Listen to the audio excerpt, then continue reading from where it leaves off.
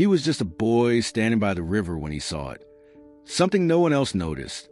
Beneath the surface, a strange glow pulsed between stones and reeds, calling to him like a secret the water could no longer keep.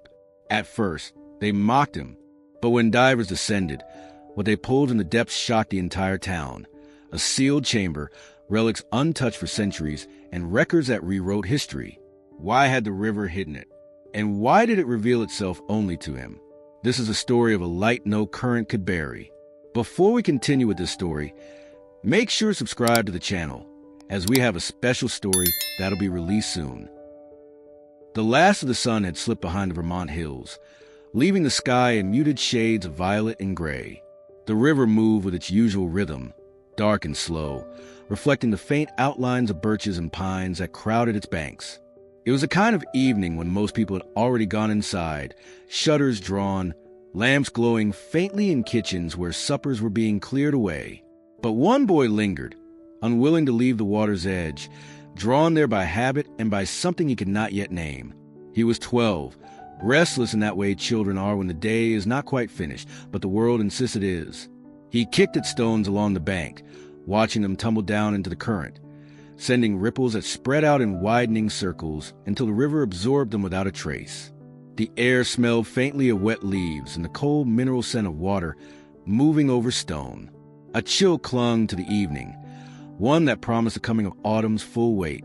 The boy leaned forward, squinting as something caught his eye beneath the surface. At first, he thought it was the reflection of a distant lantern, maybe from a bridge further upstream. But the light held steady even when he looked away from it and returned his gaze. It was faint, like a candle burning behind thick glass, but it did not flicker with the water's movement. It pulsed slightly, steady enough to be noticed, yet strange enough to feel wrong in a river that knew only darkness once the sun had gone. He stepped closer, kneeling at the muddy edge where reeds grew in tangled clusters. The glow sat low, no more than a few feet below the surface, half hidden by drifting silt. It was not white like a reflection. It was something else, greenish, with a depth that seemed to come from within rather than outside. The boy's breath clouded in the cool air as he stared down, his heart quickening. He glanced over his shoulder to see if anyone else had come near, but the path that wound along the river bank was empty. The river whispered its usual song, the hush of water dragging against stone and the occasional snap of a branch caught in its current. Yet beneath that familiar sound, the boy thought he could sense something heavier, as though the glow carried with it a silence all its own, pressing against the ordinary noises of the evening. He reached out with a stick, prodding at the water's surface, but the light did not shift or scatter the way reflections did. It remained unmoved, as though anchored to something hidden below. A chill worked through him that had little to do with the cool air. He pulled back and sat on his heels, uncertain whether to run home and tell someone or to keep watching in case it vanished. He imagined, in the way children do, that perhaps he alone was meant to see it, that the river had chosen him for reasons beyond explanation. The thought unsettled him, yet he could not pull his eyes away. The glow strengthened as dusk thickened into night. It was not sudden, but gradual, as though the fading daylight made it easy to see. The boy could make out faint shapes around it now, edges of something solid, maybe stone or metal, lying half buried in the riverbed. The water distorted the view, yet he was sure the light came from within, not merely bouncing off a surface. He remembered stories his grandfather used to tell about the river hiding things from the past. Wagons lost in floods, tools from mills that once stood along its banks, even the whispered rumor of a carriage that had tumbled from a bridge in the early 1900s, vanishing into the current without leaving a trace. But those things, if they were truly there, would be nothing but rust and rot now, swallowed by mud. None of them would glow. A breeze passed through the trees, rattling the bare branches like bones, and the boy shivered.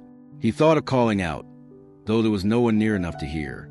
His family would already be sitting in the warm kitchen, and he imagined what they would say if he told them he had seen a light in the river. They would laugh, shake their heads, and tell him it was his imagination. They might come look, but by then it would be gone, and he would be left with nothing but their disbelief. Still he stayed. He watched as the light pulsed again, faint but unmistakable. The steady rhythm of it reminded him of a heartbeat, slow and deliberate, He wondered how long it had been there, waiting in the dark water for someone to notice. He wondered if anyone else ever had. The river carried on, indifferent, its surface smooth but for the occasional drift of leaves. The boy hugged his knees and stayed at the edge, caught between fear and fascination. The glow remained, patient, unwavering, a secret beneath the water that refused to let him look away. The next morning the boy returned to the river as though drawn by a thread. Mist hung low over the water, curling in pale ribbons that softened the line between bank and current. The world was hushed, broken only by the slow croak of frogs and the distant hammering of a woodpecker somewhere in the trees. He stood on the same patch of muddy earth where he had crouched the evening before, half expecting the glow to have vanished with the night. But when he leaned forward and peered through the reeds, it was still there. It seemed weaker in the daylight, a faint shimmer between stones, like a firefly caught underwater. The river played tricks on the eye, bending light through its ripples. But this was not like that. The glow did not shift when the sun struck the surface, nor did it scatter when waves curled around it. It pulsed softly, the same way it had after dusk, as though breathing with the current. He stayed until the sound of boots crunching gravel made him glance up. Two men with fishing poles slung across their shoulders had come down the path, their talk carrying in the still air. Both were men the boy knew from town, farmers who came to the river whenever work allowed, seeking trout or perch to fill their baskets. They nodded to him, the way grown men do to children lingering where they don't expect them. He pointed quickly toward the water. "Do you see it?" he asked, his voice sharper than he intended. One of the men squinted, shading his eyes with a callous hand. "See what?" "That light," the boy said, leaning forward, his finger stabbing the air above the reeds. "There, just under the water. It's been there since yesterday evening." The other man gave a short laugh, setting his tackle down with a grunt. "That's just sun on the stones. River plays games like that when it's shallow." "No," the boy insisted, his chest tight with frustration. "It isn't the sun. It glows at night brighter, like it's alive down there." The first man followed his gaze for a while longer, squinting until his eyes watered. Finally he shook his head. Nothing but a trick. Maybe a piece of glass from a bottle stuck in the mud.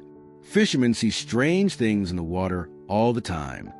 They busied themselves setting lines, their conversation drifting to weather and crops, and the boy felt heat rise in his face.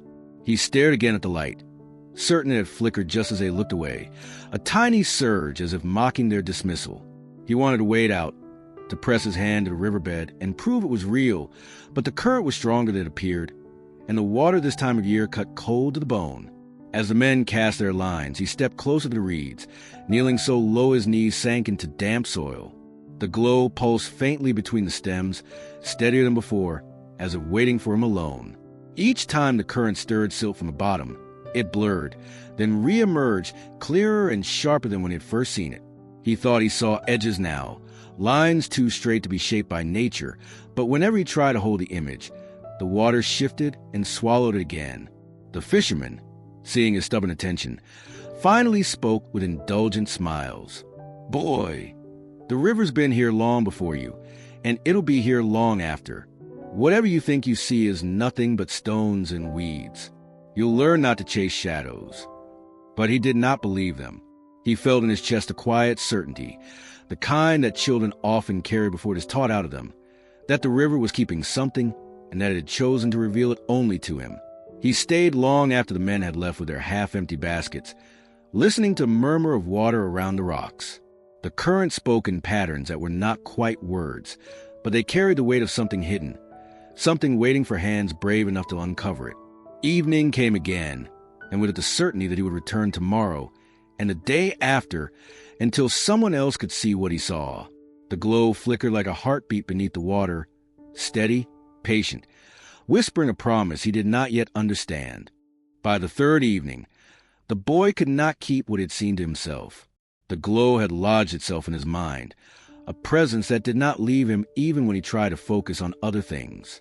At school, his eyes wandered to windows whenever the sunlight hit them just so, half expecting to see that same shimmer beneath the glass. At the dinner table, when his father asked him about homework, he answered distractedly, still thinking of the river, And finally, when the silence between bites became too much, he spoke of it aloud. His words brought only skeptical glances. His father frowned over his plate, weary from a day of work at the mill, and told him he must have seen a lantern reflection or a fishing lure caught on a branch. His older brother smirked, saying the river always tricked younger eyes. Even his mother, who usually humored his stories, reminded him that twilight could make anyone see things that weren't there. But his insistence had already taken root, and by the following day the story began to spread. By the time he returned to the river, others were waiting. A pair of neighbors leaned against the wooden fence that lined the path, their coats buttoned high against the cool wind. An older woman who had lived in the town all her life sat on a bench with her cane across her lap, staring at the water with the same expression she gave to church sermons, cautious, guarded, but not disbelieving. Word had traveled quickly in the small Vermont town. The boy's tale had stirred something familiar, as though it awakened an old itch of memory that people rarely touched but never forgot. The river, after all, had its stories. There were whispers of a wagon that had tipped from a bridge in the flood of '38, its horses dragged under with no trace found.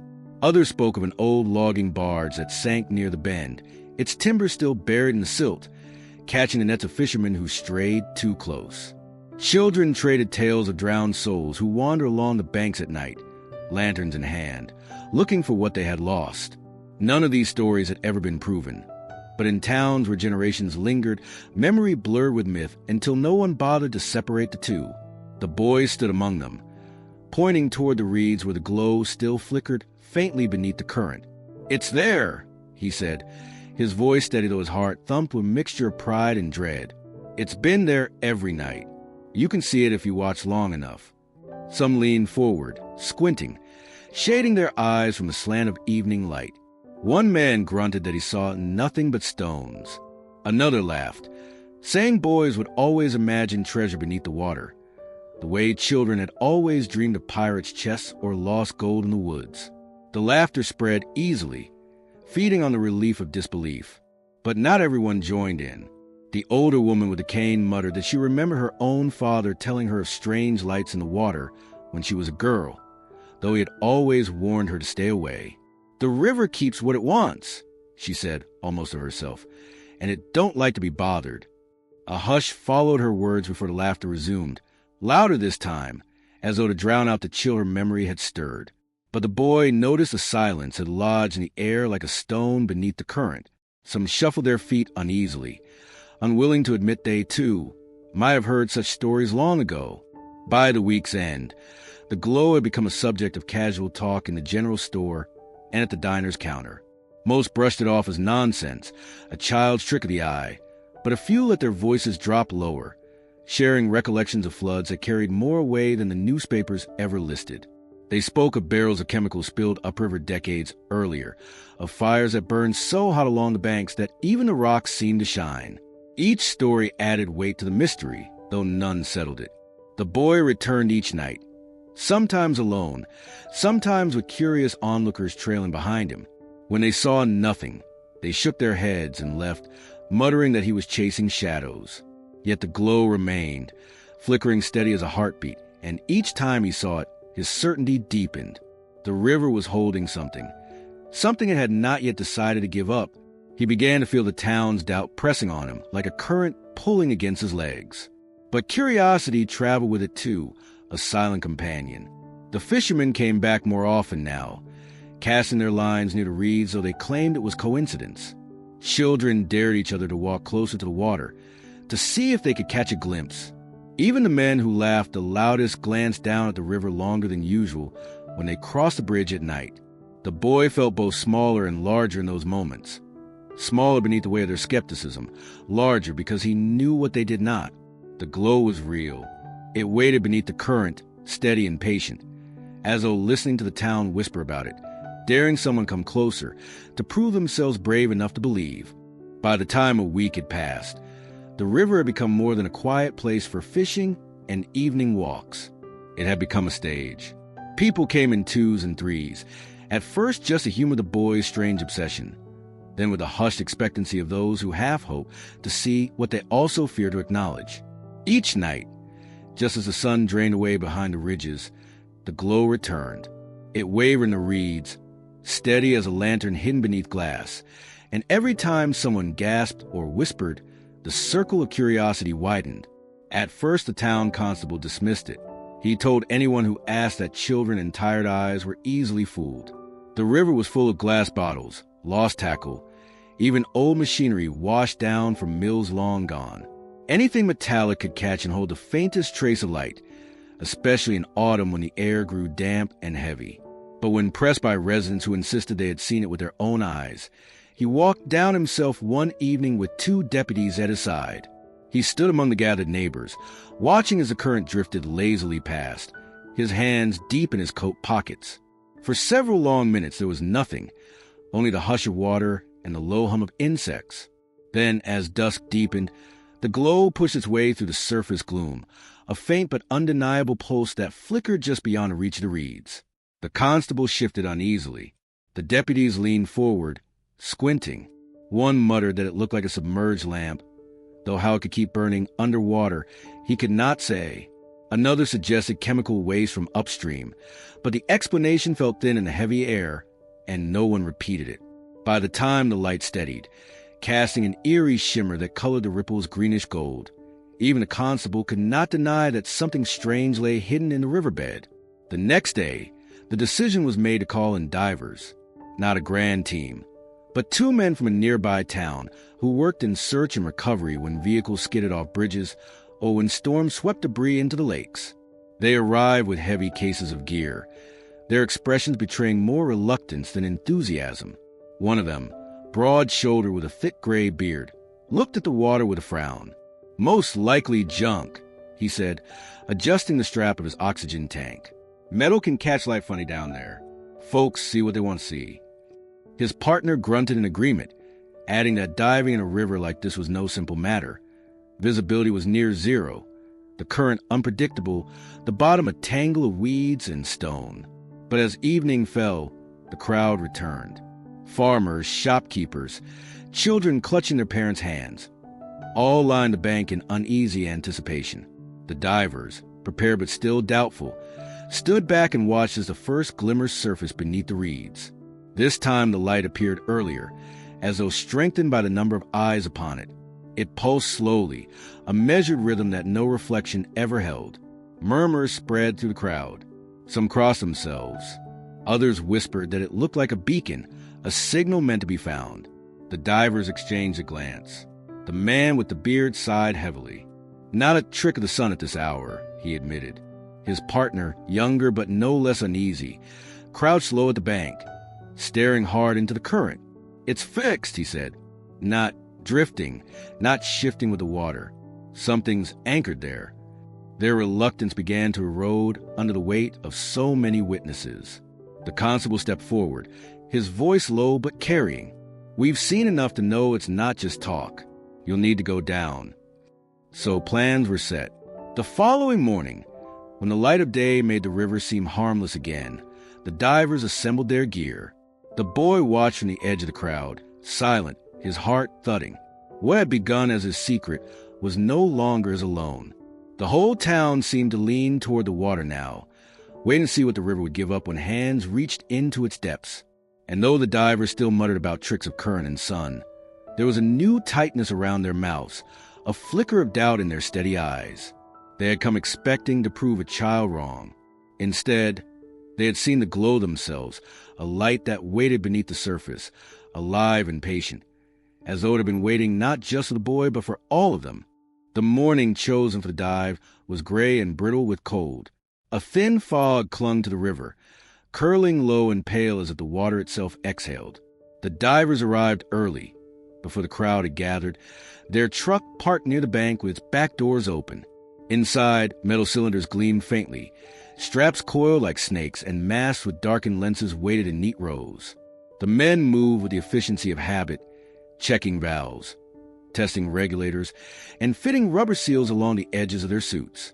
Each hiss of compressed air seemed louder than it should have been, puncturing the silence of the riverside. By mid-morning, the town had gathered again. Neighbors stood at the fence line, some wrapped in heavy coats, others clutching coffee in tin mugs.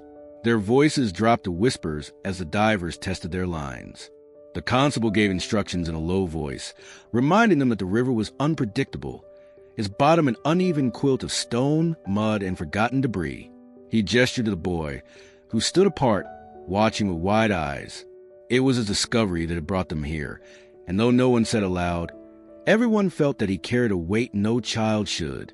The divers pulled on their hoods, their faces disappearing behind black rubber and glass. Weighted belts were fastened, fins strapped tight. One man spat into his mask and rinsed it in the cold water, a small ritual to keep the glass from fogging once he descended. The other adjusted the heavy lamp mounted to his wrist, its beam pale in the daylight, but meant to cut through the dark below. They spoke little, exchanging brief nods as they shouldered their tanks.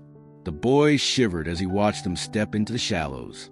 The river swirled around their boots, tugging at them with a current that seemed stronger than it had the day before.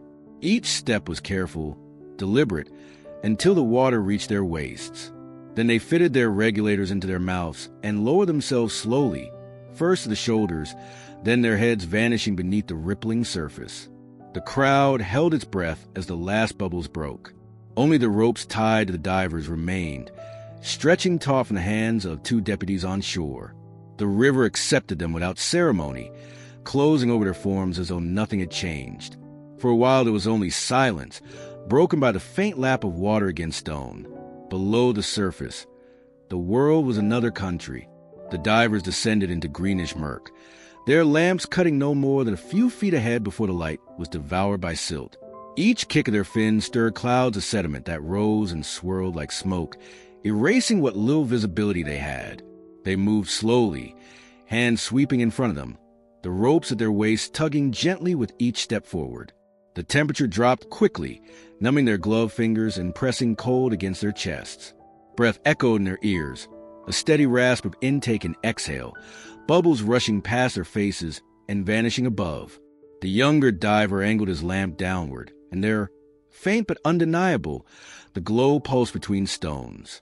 It was softer up close, more diffused, as though buried beneath layers of mud and weed. They knelt carefully, feeling along the riverbed. The silt shifted beneath their touch, rising again to obscure their vision. Their gloves brushed against something hard, edges too precise to be natural stone. The older diver tapped his partner's shoulder and signaled with his hand, pointing toward the faint lines barely visible in the murk. Together they cleared more, but each movement raised another blinding cloud. The glow remained steady, patient, waiting as though it knew they could not reach it easily. On the bank, the townsfolk grew restless. The ropes twitched occasionally. Quick pulls that meant nothing to those holding them, but carried weight all the same. The boy never took his eyes from the water. His lips pressed tight. He thought of how the glow had first appeared to him alone, and how it had called him with a strange rhythm like a heartbeat. Now others were touching it, stirring the silt that had hidden it for so long. Below, the divers pressed on. Their lamps swept across reeds tangled in stone, fish scattering at their approach. The object revealed itself only in fragments, a curve of metal, a surface etched with marks impossible to make out in the murk. They traced its edges with their hands, realized it was larger than they had expected, too large to lift without help. The glow seeped from seams in its surface, faint but unwavering, as though the river itself had been keeping it alive all this time. They exchanged another signal and began their ascent, rising slowly so the current would not pull them off balance. As they surfaced, their heads broke the water with a rush of bubbles and a gasp of cold air.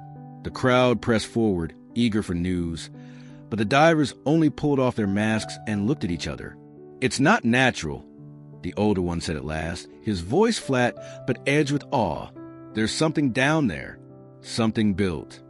The boy felt his chest tighten. He had known it all along. The river had not lied. It had only been waiting for someone willing to believe. When the divers went down a second time, the crowd along the riverbank had doubled.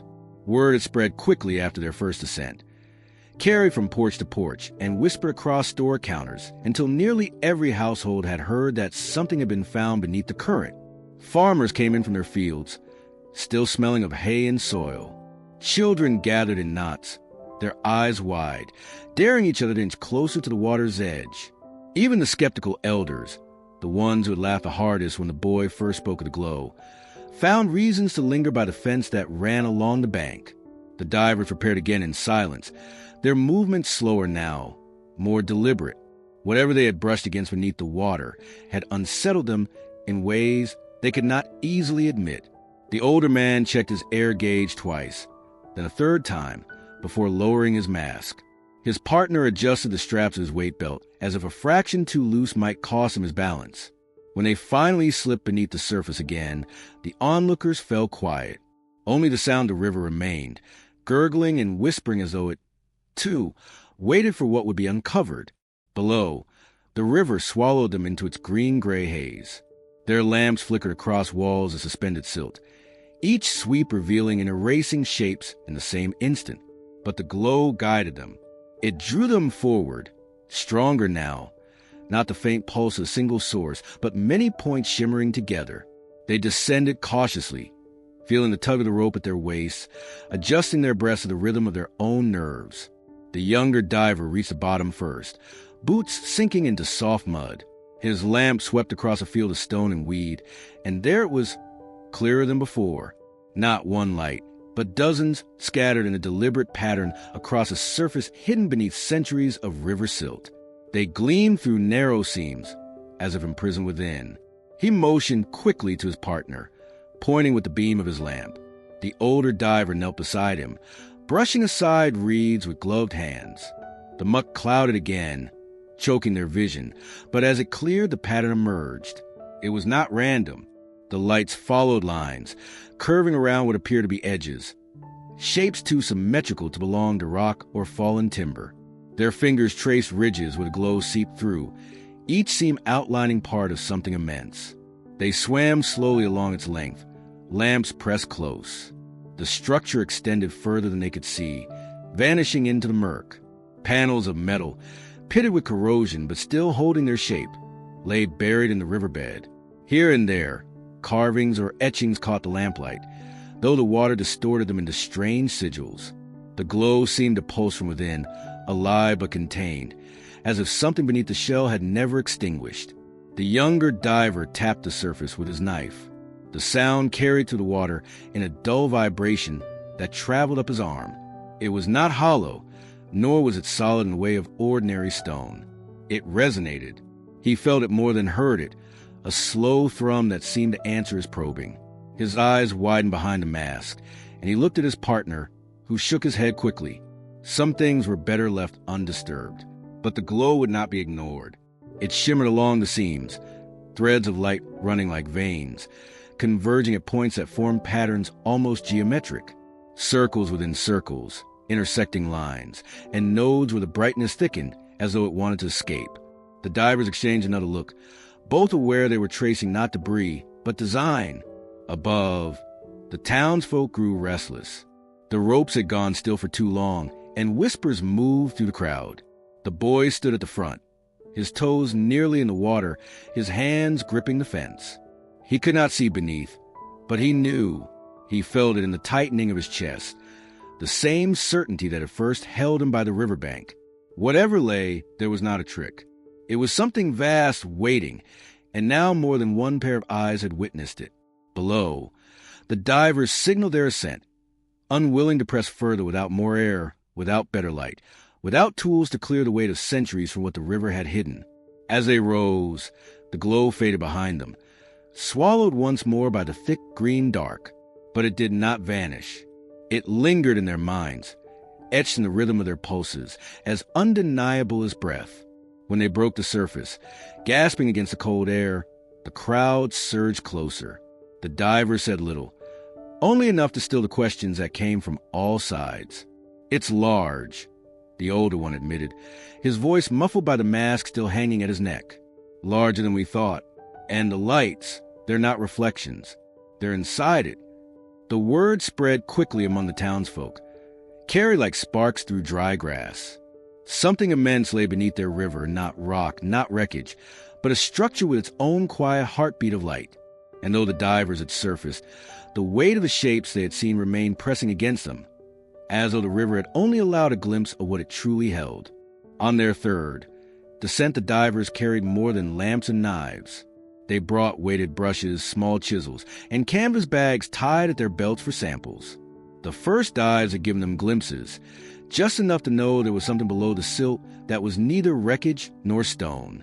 Now they went to touch it properly, to peel away what the river had buried for decades, perhaps centuries. The townspeople watched them lower themselves into the cold water once more, their bodies vanishing beneath the surface with a slowness that made every breath on shore feel heavier. The river was murkier that morning, stirred by recent rains. Visibility was worse than before, the lamps reaching no further than a man's arm. They descended carefully, the rope tugging at their waists, guiding them into the gloom. The glow appeared again, faint at first, then steadier as their eyes adjusted to the underwater dark. It pulsed along seams in the object half buried in the riverbed, a patient rhythm that seemed to acknowledge their return. They sank to their knees in the muck, clouds of silt rising around them in thick curtains. The younger diver pressed his gloved hand against the curved surface, sweeping slowly across it. It was smooth in places, rough in others where time and river stones had scraped. His partner joined him, and together they began brushing away layers of mud. The river resisted, each stroke sending fresh clouds swirling into their faces, but slowly the surface emerged. Lines appeared, straight at first, then curving in ways no natural rock could. The younger man traced one with his finger, realizing it was not a crack, but a deliberate carving. More strokes revealed another, intersecting at an angle too precise to be chance. They looked at each other through fog masks, the unspoken thought clear. Someone had made this. The older diver raised his lamp close.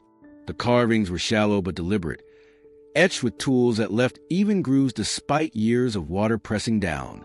They formed patterns, geometric, repeating, each line meeting another with purpose.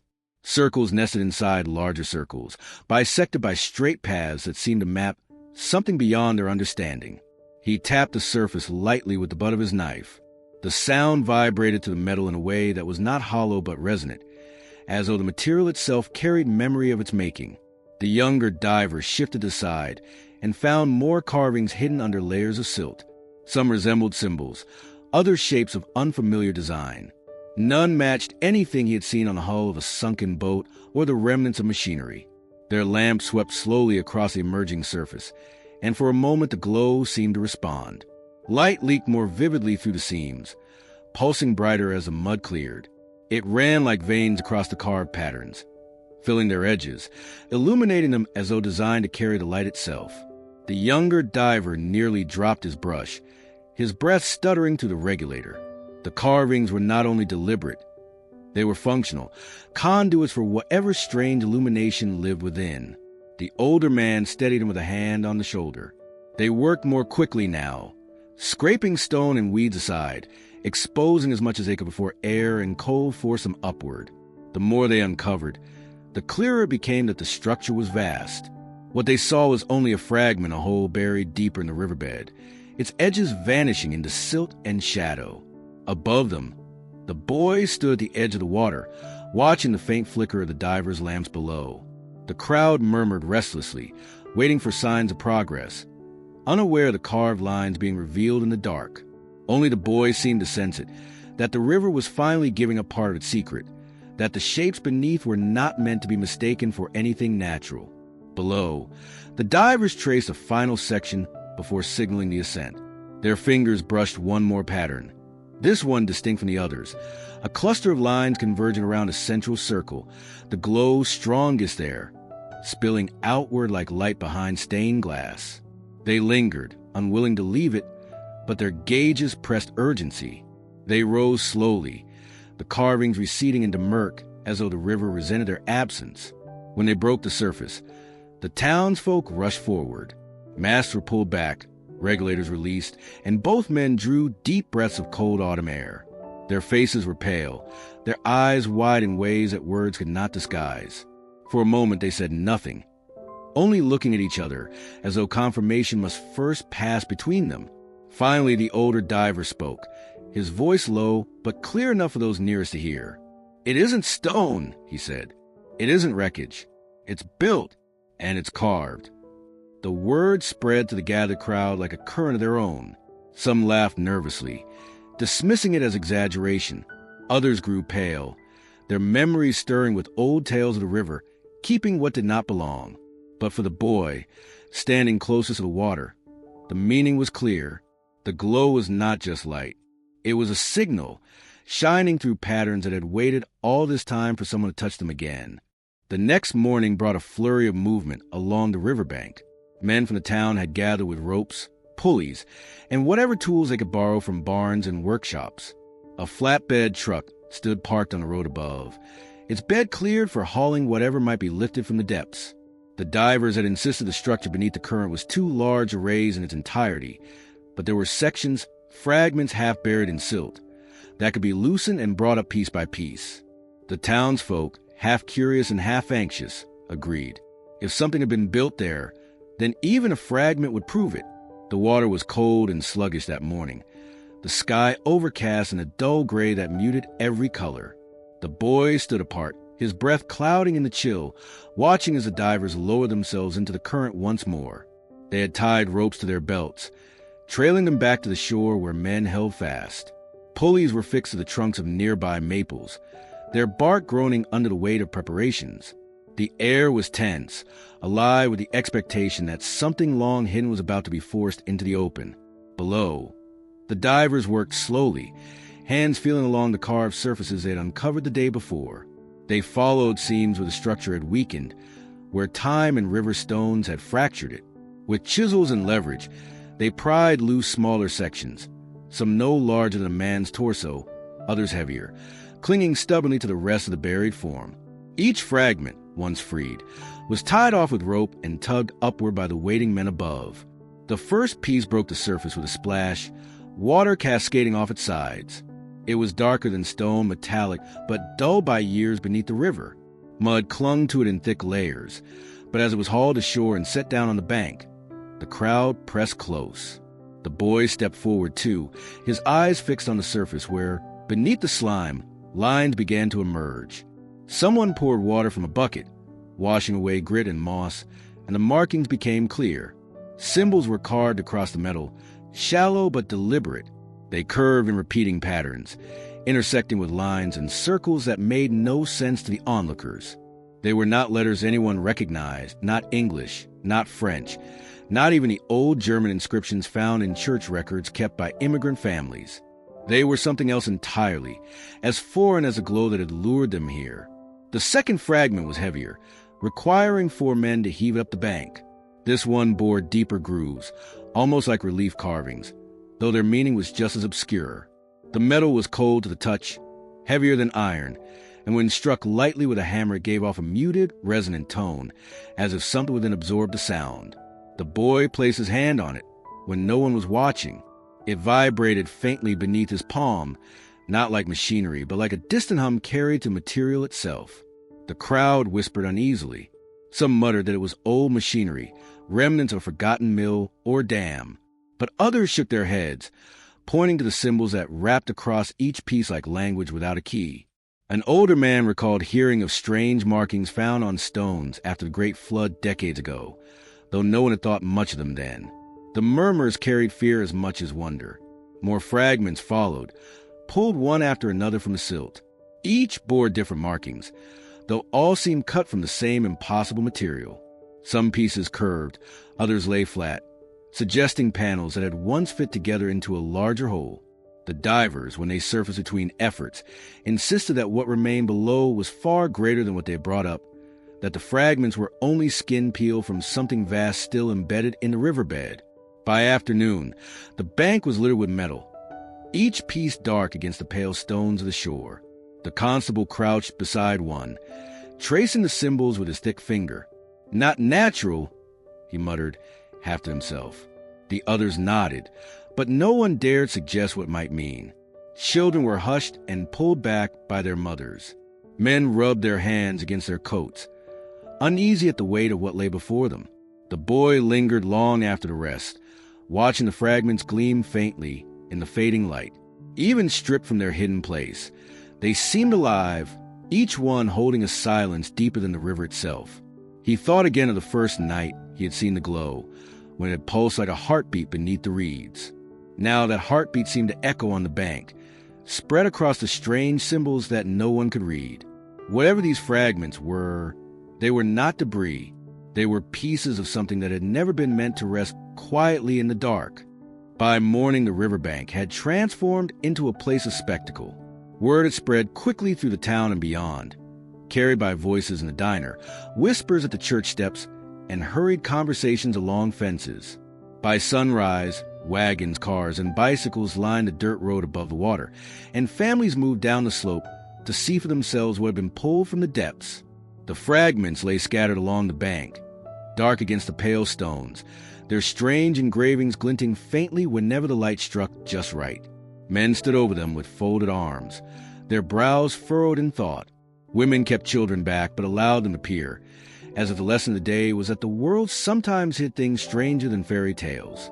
The constable tried to keep order, but his voice was lost in the rising chatter. Each group had its own theory. Some insisted the metal was part of an old machine, something discarded by the mills before anyone could remember. Others swore the markings were foreign, left behind by soldiers in some forgotten skirmish. A few whispered darker things, that it was not meant to be found, that the river had guarded it for a reason. The boy stood apart from all of it, near the same patch of reeds where he had first glimpsed the glow. He listened to the voices without joining them, his eyes fixed on the fragments. To him, they did not look like treasure or wreckage. They looked like messages waiting for someone who knew how to read them. The longer he stared, the more the symbols seemed less like decoration and more like instructions or warnings. But he said nothing, not when men laughed about the golden fortune waiting to be hauled out, and not when an older woman muttered prayers, as if the pieces had brought a curse.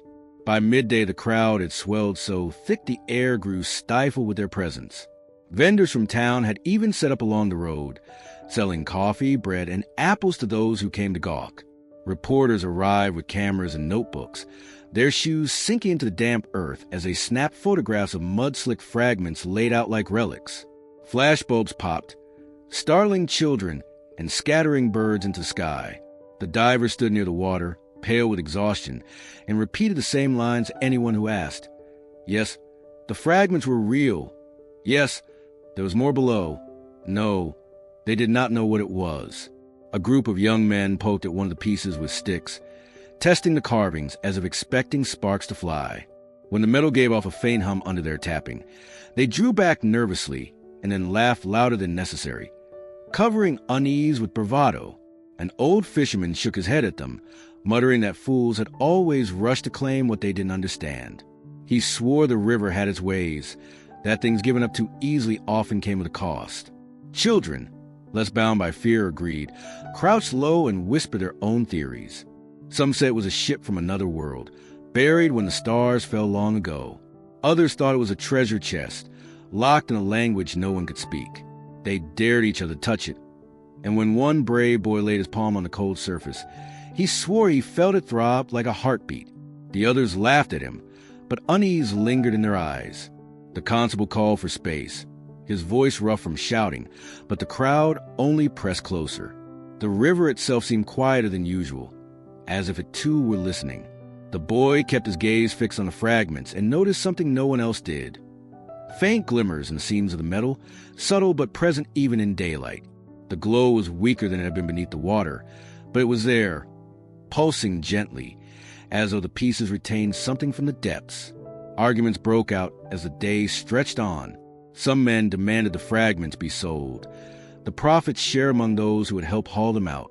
Others insisted they should be studied, perhaps taken to a university in Boston or New York. A small but growing group called for them to be thrown back, to let the river keep what it had guarded. Their voices clashed, rising in sharp tones until the air seemed heavy with conflict. Through it all, the boy remained silent. He did not step forward, did not argue, did not even look at those who fought. His gaze lingered only on the carvings, trying to hold their meaning in his mind before the crowd decided their fate. For in his heart, he knew the river had not revealed these fragments by chance. It had chosen its moment and chosen its witness. And as he stood apart, listening to the noise of the gathered town, he felt certain of one thing. Whatever the people decided, The river had already marked him as the one who first saw its secret. The glow had spoken to him first, and that truth could not be drowned out by any crowd. The divers returned to the water with a mixture of fatigue and determination etched across their faces. The fragment on the bank had silenced most of the laughter from the crowd, but questions still buzzed in the air like insects. Men speculated, women whispered. Children tried to imagine what lay deeper in the current. The boy remained close to the reeds, silent, his eyes never leaving the river's shifting surface.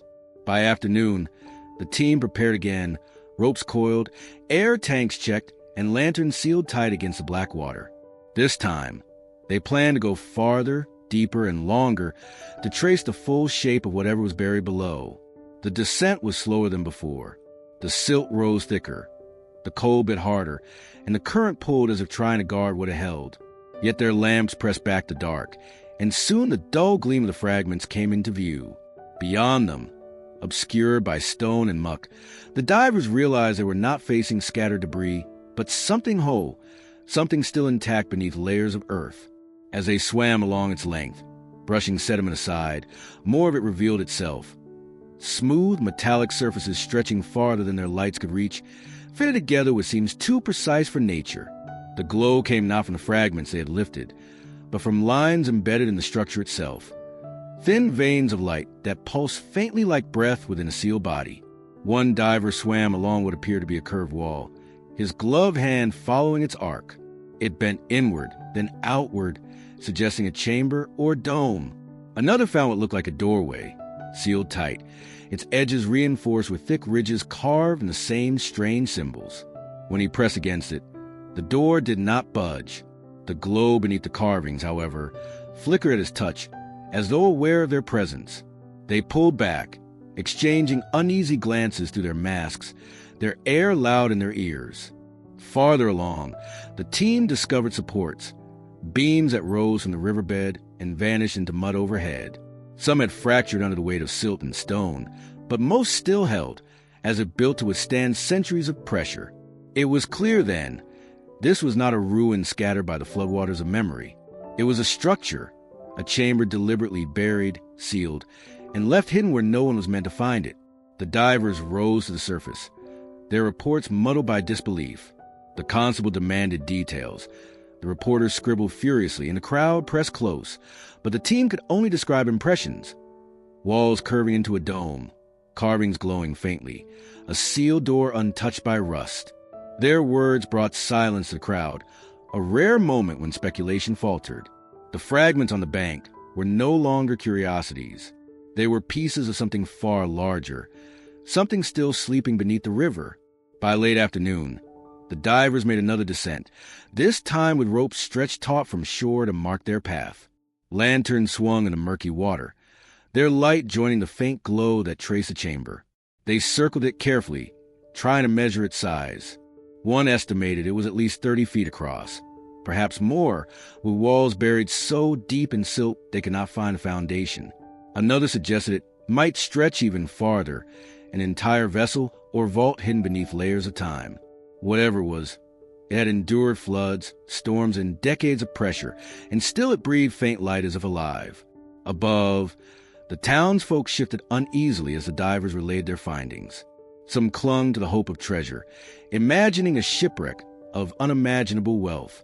Others muttered about tombs and curses, of secrets locked away for good reason. The boy listened but did not join in. His eyes followed the ropes disappearing into the current, tethering men to something that should have remained beyond reach. The glow had guided him first, and now it guided them all toward a secret too vast to ignore. As dusk fell, the divers surfaced one final time, their faces pale and drawn. They had not forced open the door, though some had tried. It held firm, unmoved by crowbars and hammers, sealed as if welded from within. They described the way the symbols shimmered when struck, not resisting, not yielding, but acknowledging each blow. The chamber remained intact, untouched, waiting.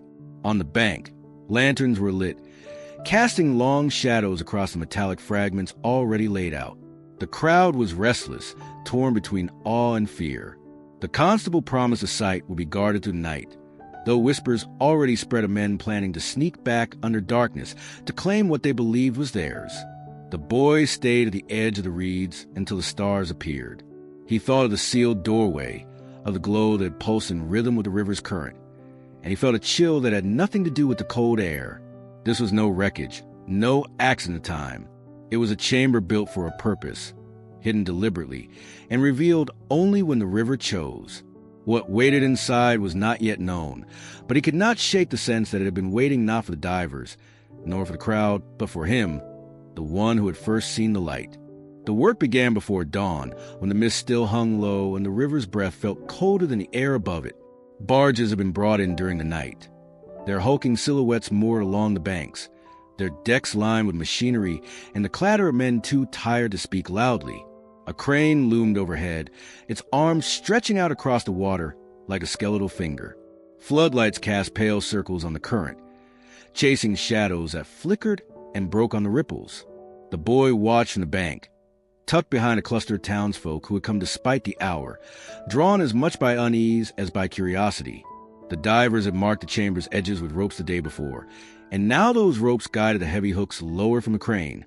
The water swallowed each link of steel with a hiss, and soon divers were once again beneath the surface, fastening chains around the hidden structure. On the barges, the winches groaned, steel cables tightening, straining against the weight buried under decades of stone and mud. At first the chamber did not move. The river clung to it, as though unwilling to release what it had guarded for so long. Then, slowly, the earth gave way with a low rumble that carried to the water and up into the soil beneath their boots. The crane arm shuddered. Mud boiled to the surface in thick clouds, carrying with it the stench of things long sealed.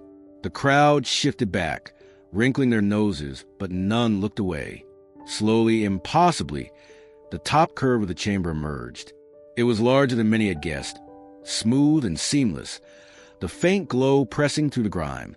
By the time it cleared the surface, gasps rippled through the onlookers.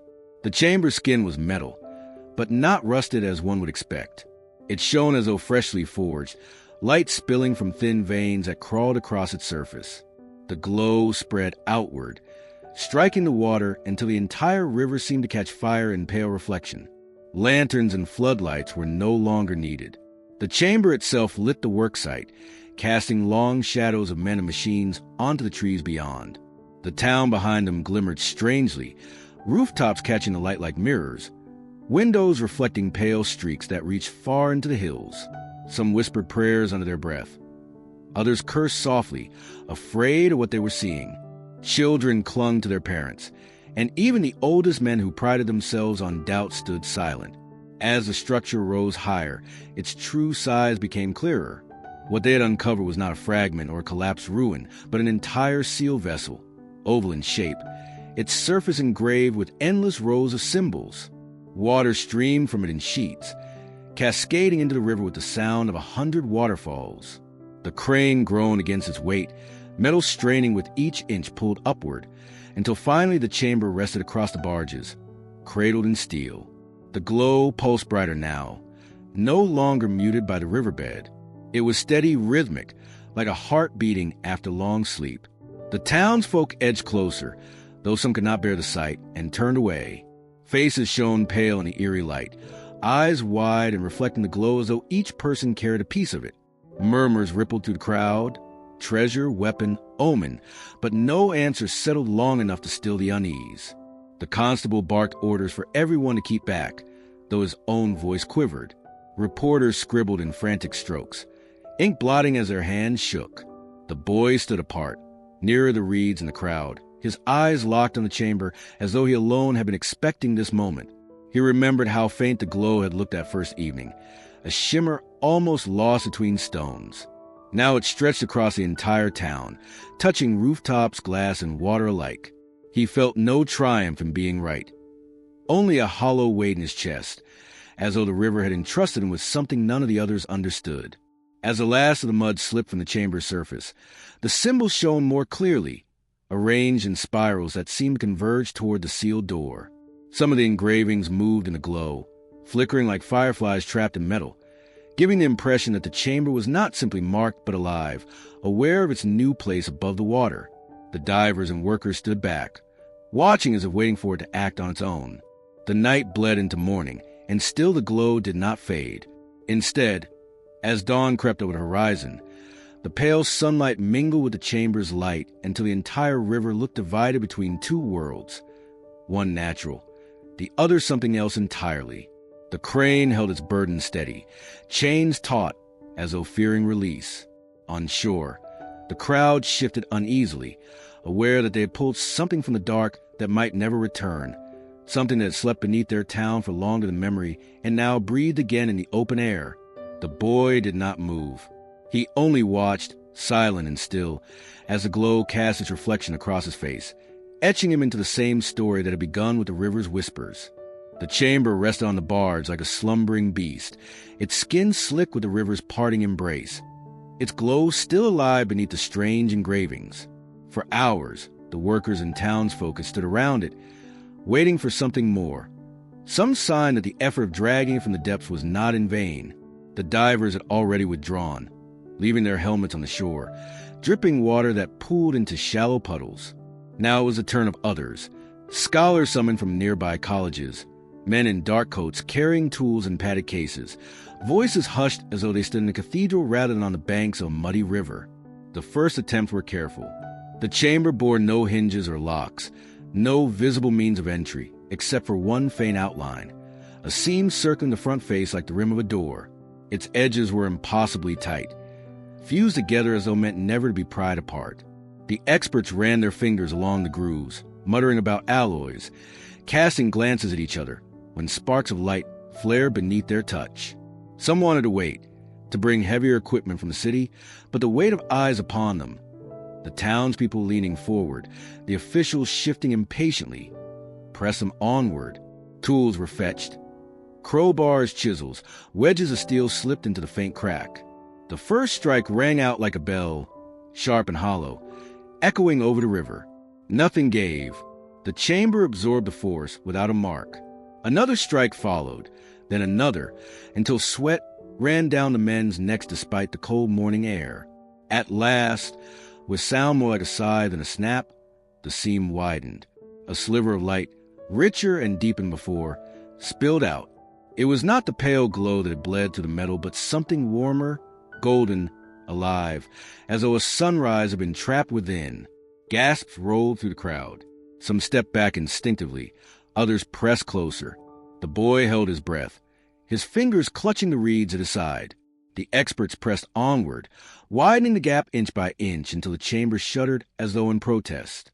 Then, with final wrench, the door broke free, swinging outward on hidden hinges that groaned with the weight of centuries.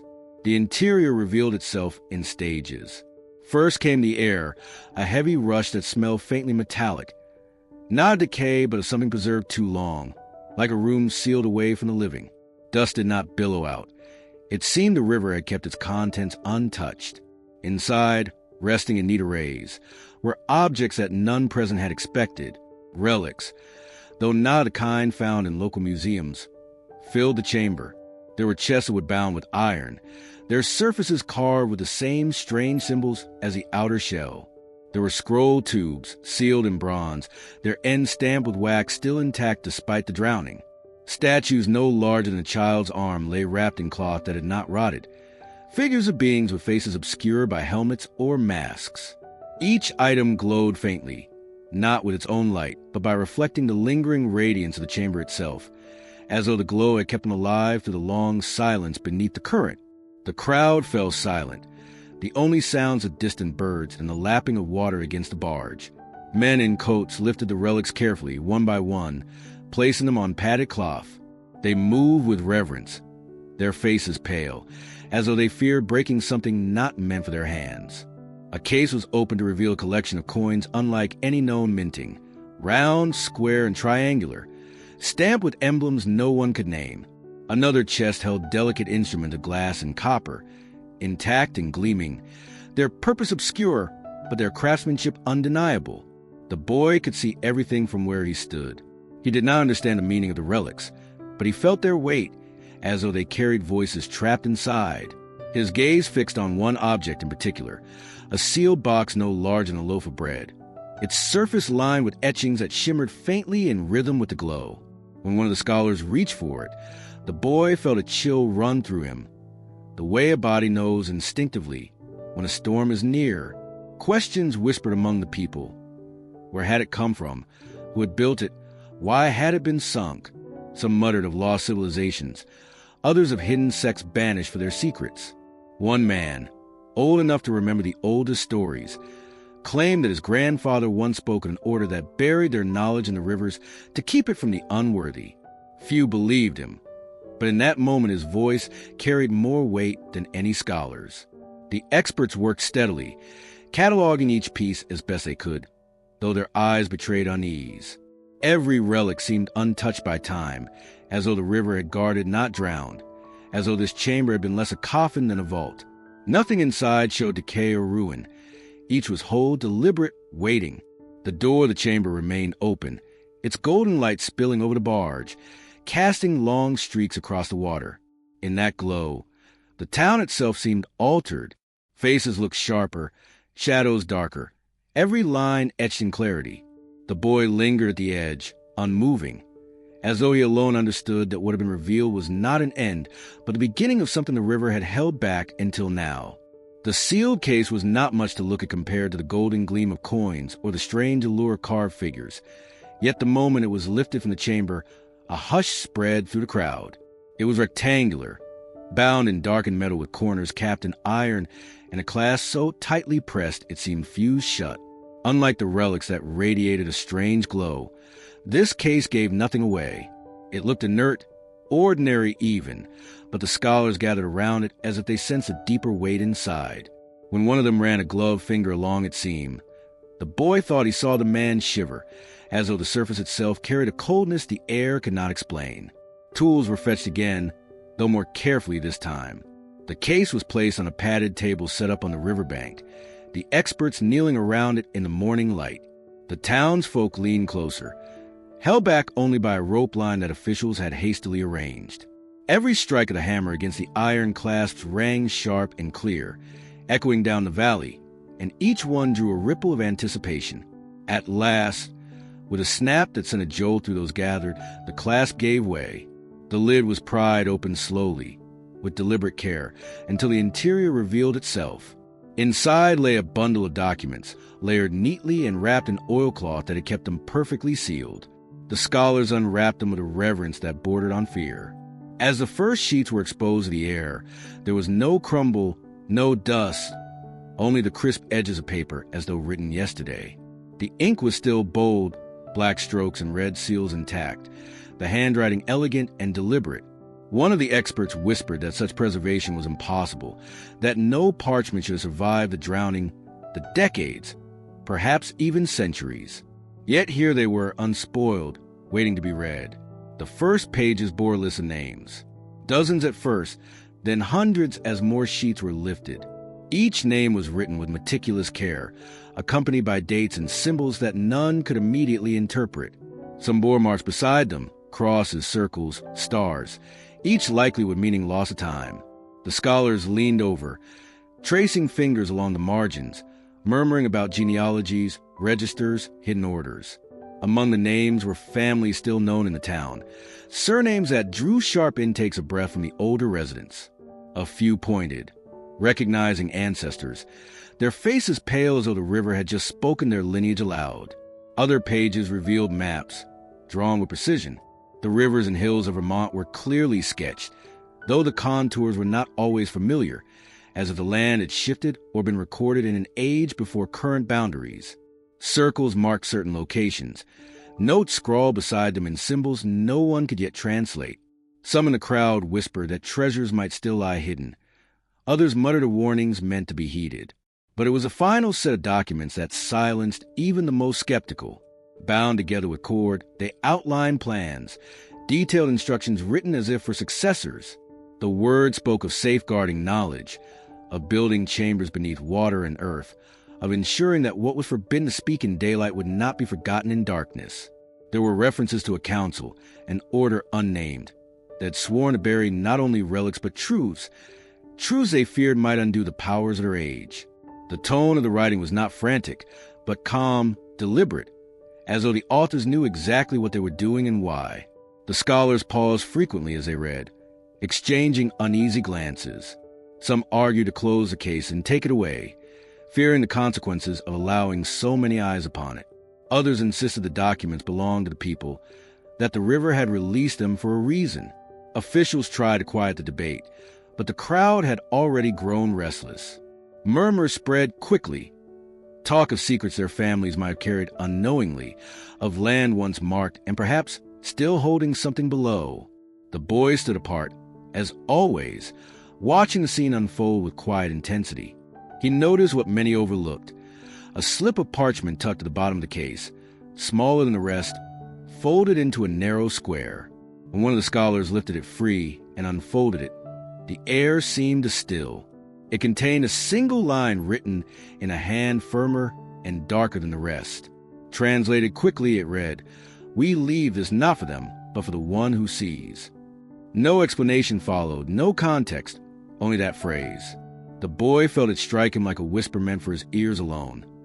Though he did not understand why, the documents were gathered carefully, repacked with as much care as they had been opened, yet the weight of what they revealed lingered heavy on the riverbank. The town was no longer facing just relics of unknown metal or carvings of forgotten design. They now held words, names, and instructions, records that suggested a past deliberately erased, a shadow beneath the history they had been taught. As the case was carried toward the waiting vehicles, guarded more closely than treasure, the people stared not at the glow still shining from the chamber, but at the papers within, as if they sensed the truest discovery had not been gold or artifacts, but memory itself, rising back to the surface after being buried for far too long. The river that had once been only a backdrop to daily life was no longer just water cutting through the valley.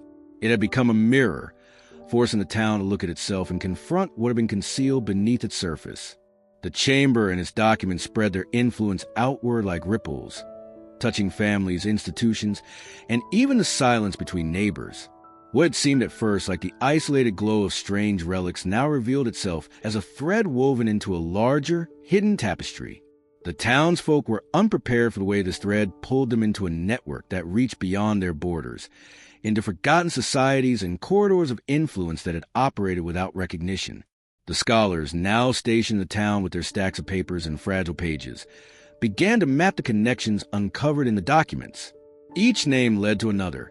Each mark carried meaning that slowly came into focus. It was not merely a record of local families, but a register linking the town to distant places, Boston, New Haven, Montreal, even across the Atlantic. Some names matched those etched in marble on local monuments, memorials once thought to honor simple service, but now reframed as signposts in a hidden chain of loyalty. This was not an isolated vault of relics. It was a node in a network that had survived by burying itself in plain sight. In hushed conversations, townsfolk recalled old stories once dismissed as superstition. Rumors of meetings in barns long ago, of men who traveled under assumed names, of quiet instructions whispered at church steps. What seemed like harmless folklore began to take on the weight of fact. The river had not only preserved artifacts, it had preserved proof of intent, a society that had concealed itself not for vanity but for endurance. The discovery forced a question none could easily answer. Endurance or what? The documents hinted at lost wealth, not just in the form of gold or silver, but in influence. Property deeds marked with unfamiliar symbols suggested transfers that had escaped official records. Funds that had built mills, schools, and even roads in the town appeared connected to the very network now revealed. For generations, people had walked on bridges and studied in halls financed not by public means, but by a hidden order directing resources where they saw fit. The idea unsettled many. Were they beneficiaries of an invisible hand, or pawns in a design they could not see? Officials from the state arrived quietly, speaking little to the townsfolk and more to the experts who now guarded the relics and the case of documents. Their presence confirmed what many feared. The discovery was no longer a local matter. Yet even they seemed cautious, as though the papers contained implications that could not be neatly reported in government briefings. References to governments in the documents were sparse, often dismissive. as though those in power were considered temporary, unworthy of the trust or knowledge the network carried. This suggested that the river's secret had been hidden not from enemies alone, but from the very structures people had been taught to rely on. Families with names found in the lists grew uneasy. Some refused to speak, closing shutters when neighbors asked questions. Others protested loudly, claiming coincidence or misinterpretation. Yet there were also those who admitted to old heirlooms passed down in secrecy, strange objects kept in trunks, or instructions given by grandparents never discussed certain things outside the home. The river had forced their private inheritance into public view, and the shame or pride attached to it depended on who was asked. The boy, who had first seen the glow, wandered among the crowds and the fences now erected around the excavation site. He was spoken of in hushed tones, sometimes praised, sometimes blamed. Some said he should not have looked so closely at the river, that curiosity had disturbed what was better left alone. Others treated him with a kind of awe, as though he had been chosen by the secret itself. The phrase found in the documents, for the one who sees, casting an unspoken weight upon his shoulders. He did not claim to understand, but he felt the town's eyes on him as if his gaze had unlocked more than the glow beneath the current. At night, the glow still shimmered faintly on the water, reflections dancing on the windows of the town. The chamber's contents had been removed, but the impression of something larger, something unfinished, lingered. Scholars whispered of other chambers, other rivers, other towns with secrets submerged. What had been revealed was not the full truth, but only an opening. The river had carried its burden silently for generations, and now it had unburdened itself, passing the weight to those who lived along its banks. The truth of the river's secret was not a single discovery, but a chain, and every link pulled tighter as more was learned. This was not about treasure alone, nor even about the forgotten order that had hidden it. It was about the realization that the past was not buried at all, but alive in the foundations of the present, waiting for the moment when water and time would give it back. And now that moment had come, leaving the town to decide whether to preserve the silence that had lasted for centuries or to speak aloud what the river had whispered back into the world.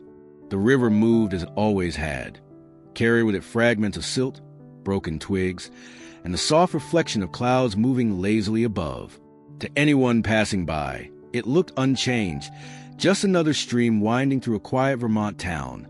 Yet those who had stood on its banks in recent days knew it was no longer the same. The chamber had been pulled from its bed, the relics carted away, the documents locked in cases under the watch of men who spoke little but wrote much. What had once been hidden beneath the surface was now scattered across tables in distant halls and examined under fluorescent lights. Still, the river kept its steady rhythm, as if reminding the town that no matter what was taken from it, it would continue its course. The boy lingered at the edge of the water, where it bent around a curve lined with stones. He had watched the divers for days, seen their slow descents and their heavy rises, and now he watched them leave, their trucks rumbling away with trailers of equipment rattling behind. Their voices faded into the hum of insects, leaving the boy and the river together again. The glow that had once drawn him was gone. There was no shimmer beneath the reeds, no strange pulse flickering through the current. The water was dark once more, concealing only fish and shadow. But in his memory, the light burned clearly, sharp against the dusk, calling him to look when no one else cared to. The townsfolk returned to their routines, though nothing was truly routine anymore. At the diner, conversations paused when someone mentioned the river. In the post office, envelopes were exchanged with narrowed eyes, as though each contained knowledge better left unread. The relics had been removed, yet their absence was louder than their presence had ever been. The boy could sense it in the air, a silence that was not peaceful but heavy, a waiting silence that pressed against the town like the weight of the chamber pressed against the divers when it still rested in the mud. He wondered why it had been him. He had not been searching for anything. He had not carried the stories of the old floods or the warnings about the river as others had. He had simply stood at the bank, gazing as he often did, and seen something that should not have been there. Some of the older men said it was chance. Others muttered that it was fate, pointing a line in the documents about the one who sees. But to the boy, it was neither. It was only the river revealing what it could no longer hold, as if tired of being burdened with the secret. He happened to be there at the moment it chose to give it up, The banks bore scars of the work, the ruts of heavy machines, the rope marks worn into roots, the patches of mud where crowds had stood shoulder to shoulder. Yet the river had already begun to smooth over the disturbance. Grasses bent back toward the current. Minnows darted where cables had dragged, and the water darkened again, hiding its bed. To the boy, it was both comforting and unsettling. Nature moved on so quickly, while people lingered. The town would carry the memory far longer than the river ever would. As evening came, he sat on a fallen log and let the cool air settle on his skin. The divers were gone, but their absence made the river feel larger, as though it belonged to him again. He closed his eyes and could see the glow, not in the water but within himself, a steady reminder of what had been hidden beneath the surface of ordinary things. He knew others might forget or choose to pretend to have been exaggerated, yet he could not. For him, the glow was real as the current sliding past his feet, as real as the chamber lifted into the air. The boy did not imagine himself a keeper of secrets, nor a bearer of prophecy. He was only someone who had seen what others had overlooked. And yet, that simple act changed everything. He understood now that history was not always kept in books or museums, but sometimes buried in rivers, pressed into the soil, waiting for the right moment. The light had been a summons, not just to him, but to anyone willing to pay attention. The divers had done their work. The experts would publish their findings. But the boy knew the memory of the glow would remain as alone in a way no paper or record could capture. As the last light of the day slid across the water, he dipped his hand into the current. The river gave nothing back. It only moved past him, quiet and steady, as if acknowledging his presence but offering no more gifts. That was enough. He had seen what the water had hidden, and that was more than most would ever experience in their lives. The glow was gone, but it lived on inside him, a reminder that even the most ordinary places can hold extraordinary truths, and that sometimes the world reveals them not with thunder or proclamation, but with a faint, steady light under the surface, waiting for someone to notice.